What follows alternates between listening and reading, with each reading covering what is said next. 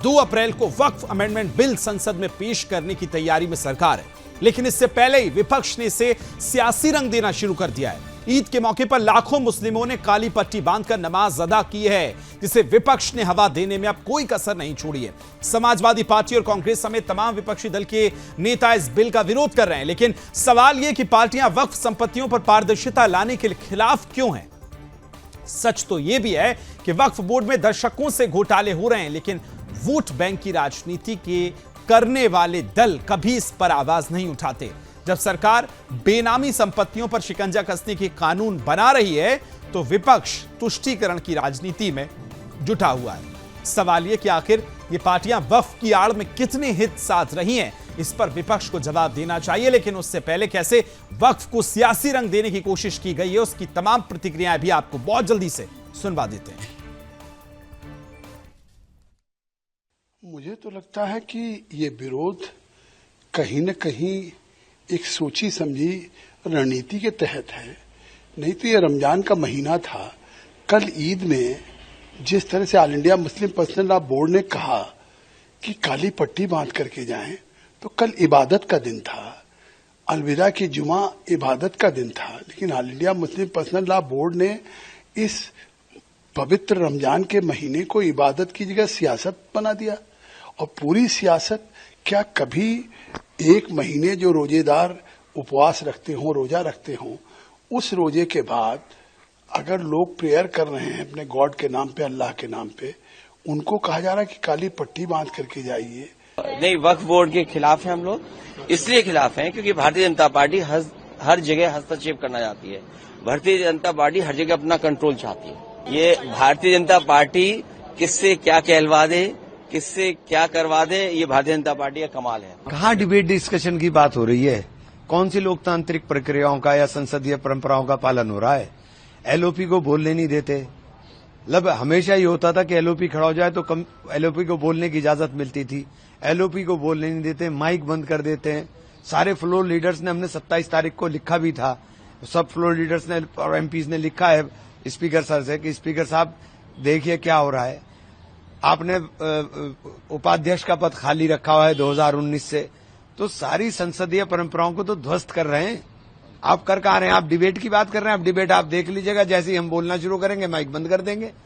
Mic इनके हाथ में, माइक फट से बंद कर देते हैं। जो इनको बोलना है सिर्फ वन वे ट्रैफिक है। जो सरकार को बोलना है वो सरकार बोलती रहती है, आप सुनते रहिए। विपक्ष की आवाज को उठाने की इजाजत ही नहीं है। लाई सदन इसी के लिए है, सदन इस पर चर्चा करेगा और हम तो सरकार से कहेंगे कि सभी दलों में सहमति बनाकर जो विपक्ष के सकारात्मक प्रस्ताव हैं उनको मानते हुए इस बिल को पास किया जाए। देखिए, वक्फ पे हम लोगों का बहुत क्लियर स्टैंड है। जेपीसी जब बनी थी तो हमने अपने सारे ऑब्जेक्शन, संशोधन सब रख दिए थे, वहां उसे माना नहीं गया। अब पार्लियामेंट में आएगा तो हम वैसे ही विरोध करेंगे जैसा जेपीसी में किया। देखिए, मैं अपने विचार रखूंगा, मुझे नहीं मालूम किसके क्या विचार है। देखिए, ये बात तो माननीय संसदीय कार्य मंत्री जी अधिकृत वाली बात कहेंगे, लेकिन वक्त के बारे में जहां तक है, मैं समझता हूं कि ये गरीब मुसलमानों के लिए एक स्वप्न को पूरा करने जैसा है। ये उनकी बदहाली की अवस्था को ठीक करने वाला है। ये वक्त में व्याप्त जो भ्रष्टाचार है, जो रियल एस्टेट और बिल्डर्स का जो काकस है, उसके शिकंजे से मुक्त कराने वाला है। ये गरीब मुस्लिम बंधुओं की शिक्षा, उनके रोजगार, उनके आवास, उनके पानी से लेकर सारी व्यवस्थाओं का एक रोड मैप होगा। और इसमें 1 इंच भी जमीन किसी भी वक्त की ना तो सरकार ले रही, ना कोई और ले रहा है। इसमें व्याप्त जो विसंगति है, जिससे खासतौर से जो मुस्लिम तबका ही है गरीब, उसको जो नुकसान पहुंच रहा है उस पर रोक लगेगी। और जो अन्य वर्गों के लोगों का उत्पीड़न केवल वक्फ के उस अनाधिकार पॉइंट पर करते हैं कि जिसकी जमीन को वो कहते हैं वो हो जाए और सुनवाई ना हो, ये भारत की बाबा साहब भीमराव अंबेडकर की द्वारा रचित संविधान की मूल भावना के विपरीत है। किसी को भी अपनी बात, अपना पक्ष रखने का न्यायालय में अधिकार होगा।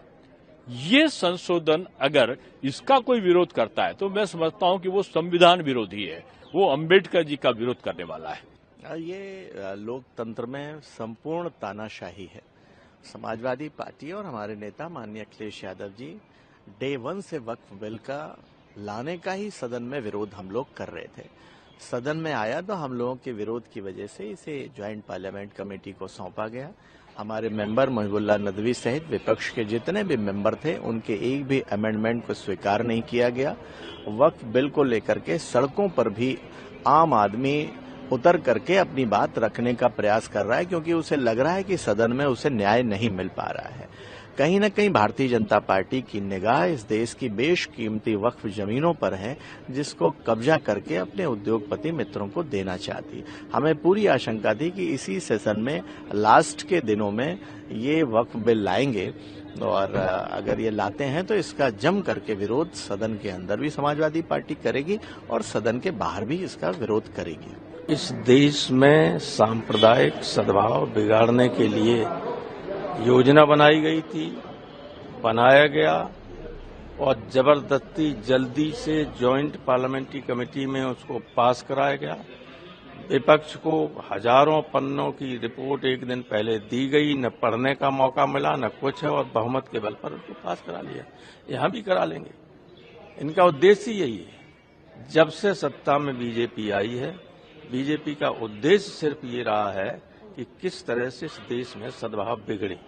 तो प्रॉपर्टी छीन रहे ही ऐसा है। ये तो बिल आ रहा है, बिल नहीं आया उससे पहले प्रॉपर्टी नहीं छीनी जा रही। लोग प्रॉपर्टी छोड़िए, लोगों को जान से मारा जा रहा है, लोगों की हत्याएं की जा रही हैं, लोगों को पुलिस संरक्षण में मारा जा रहा है। तो प्रॉपर्टी छीनने का अगर उन्हें संदेह है, डर है, तो सही है। खबर को देंगे विस्तार। सहयोगी सौरभ तिवारी मेरे साथ दिल्ली से जुड़ गए। सौरभ, जरा ये बताइए किस तरह से वक्फ को लेकर देश भर की सियासत में राजनीति हो रही है और अभी क्या कुछ चल रहा है वक्फ को लेकर? जी देखिए विकास, बता दूं आपको कि अब से कुछ ही देर बाद दोपहर 12:30 बजे बिजनेस एडवाइजरी कमेटी की बैठक होगी। इसमें सभी दलों के जो फ्लोर लीडर हैं वो मौजूद रहेंगे और तय हो जाएगा कि जो वक्फ बिल है वो कल पेश होगा या कुछ दिन टलेगा इस बैठक में। लेकिन जहां तक हमें जानकारी मिल रही है कि वक्फ जो बिल है, संशोधन बिल, वो 2 तारीख को पेश होगा।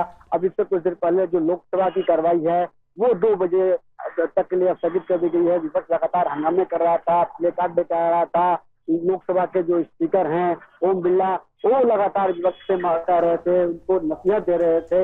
हम कह सकते हैं कई बार गुस्सा भी हुए कि जो सदन है वो चर्चा करने के लिए है, आप लोग प्ले कार्ड लेकर क्यों आ रहे हैं। लेकिन जो विपक्ष है वो नारेबाजी से मान नहीं रहा था और इसके बाद 2 बजे तक के लिए लोकसभा की कार्रवाई को स्थगित करना पड़ा। विकास, सौरभ, सवाल ये भी है कि जिस अभी वक्फ बिल का कोई ड्राफ्ट नहीं है उसको लाने की बात चल रही है, जेपीसी की एक लंबी बैठक चली, उस पर इतना विरोध क्यों हो रहा है? एक पूरे त्योहार यानी ईद की थीम रख दी गई वक्फ का विरोध।